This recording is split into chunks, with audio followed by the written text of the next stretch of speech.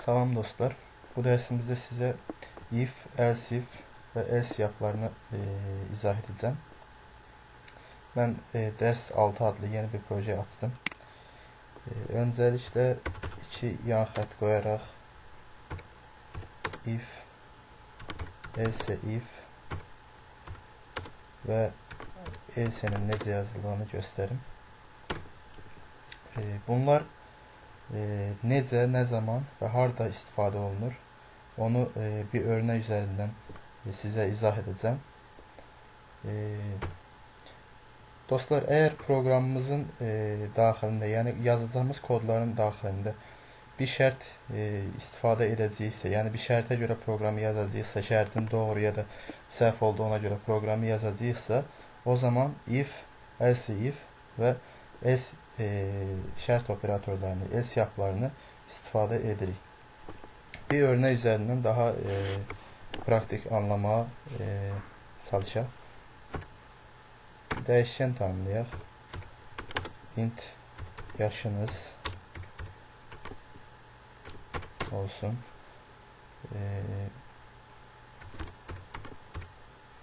Console.writeLine lütfen yaşınızı girin. Yaşınızı girin. Yaşınız beraberdir. Integer tipine çevireceğim bunu.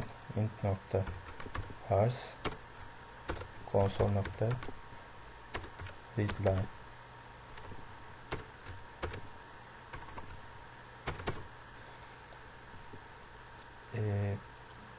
Bundan sonra şart operatorumuzu biz yazaq.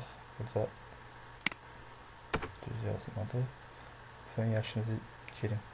Burada dırnağın içerisinde yazmadığımıza göre program hata verdi.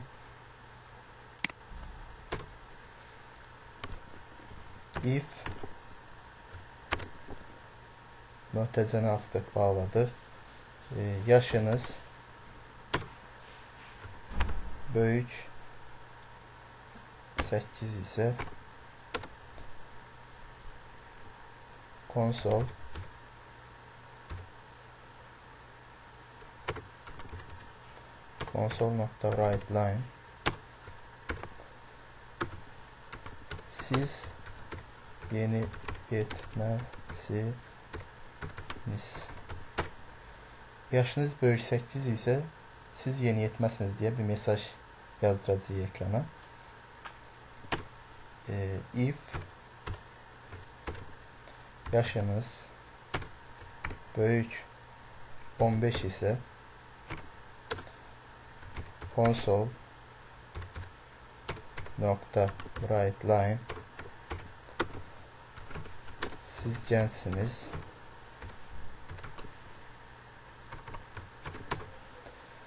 If yaşınız büyük 30 ise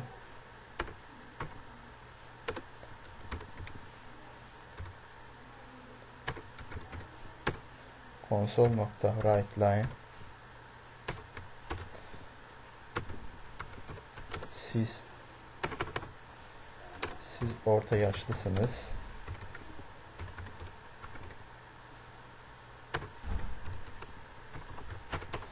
Ve en son olarak if yaşınız büyük 50 ise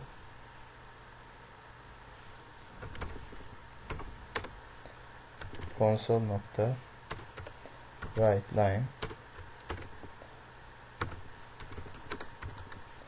siz yaşlısınız.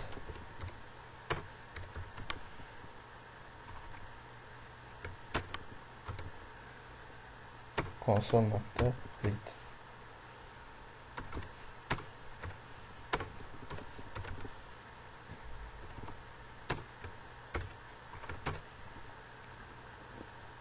Programı bu şekilde çalıştıraq.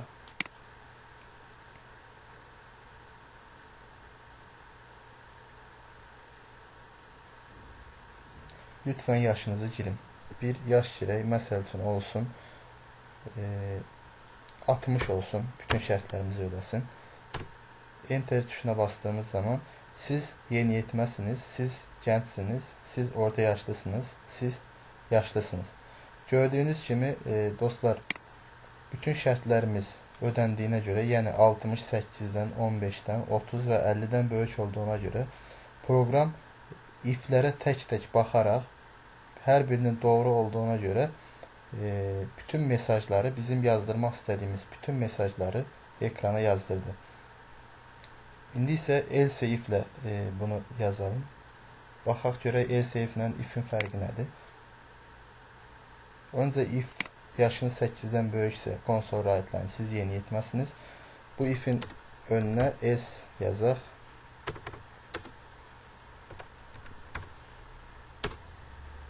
Və bunun da önünə yazaq.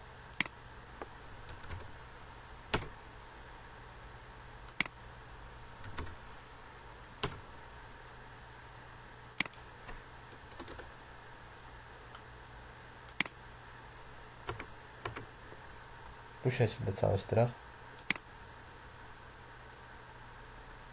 Lütfən yaşınızı girin. Bir yaş girək. Yenə eynisini girək. 60. Siz yeniyetməsiniz. Gördüyünüz kimi ilk mesajımız, yəni ilk şərtimiz üçün yazdığımız mesajımızı yazdırdı. Nədən belə yazdırdı? Else if yapısı, yəni else if şərt operatoru belə çalışır. Yəni ilk şərtə baxdı.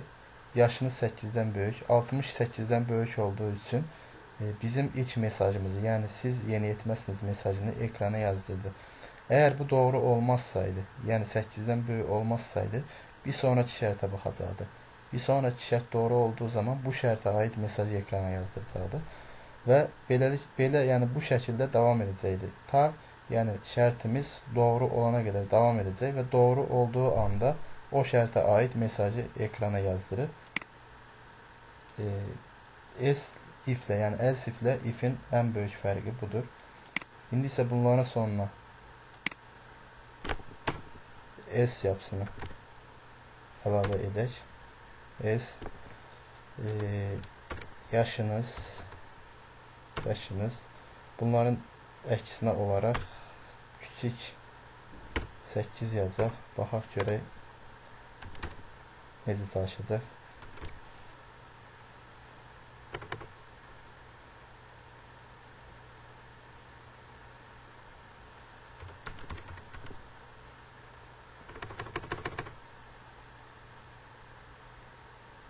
Else yapısına baxaq.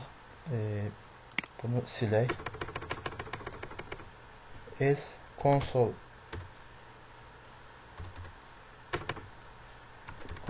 nokta write line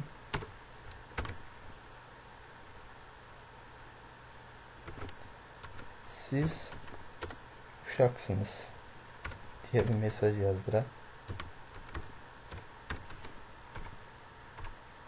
Bu da yaşı 8-dən kiçik olanlara aiddir. Bu şəkildə mesaj çalışdıraq, proqramı çalışdıraq. Lütfən yaşınızı girin. Bir yaş girək. Məsəl üçün yenə 60 girək. Baxaq görə necə çalışacaq. Siz yeniyetməsiniz. Else if olduğuna görə ilk şərt sağlandığı üçün ilk mesajımızı yazdırdı. Təkrar bir daha çalışdıraq. İndi isə 8-dən kiçik bir rəqəm verək. Məsəl üçün 4 olsun. Çalışdıraq. Siz uşaqsınız. Gördüyünüz kimi proqram bütün şərtlərə baxaraq ən son yəni bu ilk şərtlərin doğru olmadığına görə ən son else şərtinin doğru olduğuna görə, yəni 4 8-dən kiçik olduğuna görə ən son şərtimizin sağladığını gördük və bu şərtə aid mesajı ekrana yazdığını gördük. Bugünlük bu qədər dərsimiz dostlar. Bir sonraki dərsdə yenə if else yapısına uyğun örnəklər, yəni proqramlar yazacağıq və inanıram ki, praktik olaraq, yəni uygulamalar yazaraq bu operatorları daha dəqiq öyrənəcəyik sizinlə bərabər. Sağ olun. Gələn dərslərdə görüşmək üzrə.